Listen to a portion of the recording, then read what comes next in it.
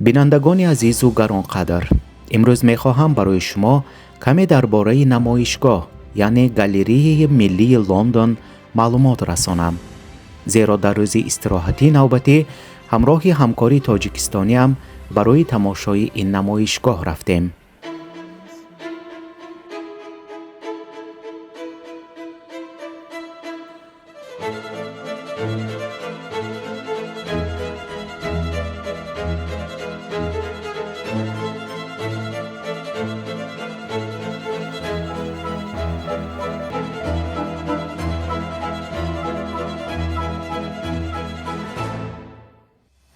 گالری ملی یک آثارخانه صنعتی است که در میدان ترافالگر در مرکز شهر لندن بریتانیای کبیر جایگیر است.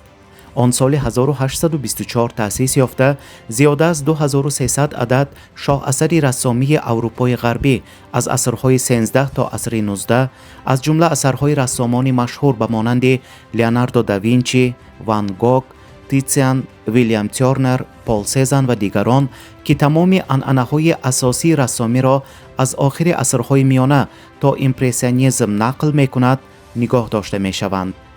بنای امروزه گالری ملی از روی شمار سیومین بنا بوده از جانب ویلیام ویلکینز، معمار و باستانشناس مشهور انگلیس طرح‌ریزی شده است. کارهای ساختمانی این بنا باشد در سال 1832 آغاز گردیده سال 1838 برای تماشابینان درهای خود را باز کرده است. در طول تاریخ خود بنا تدریجاً وسیع کرده شده، تنها فسادی روبروی میدان ترافالگر عملاً به تغییر مانده است.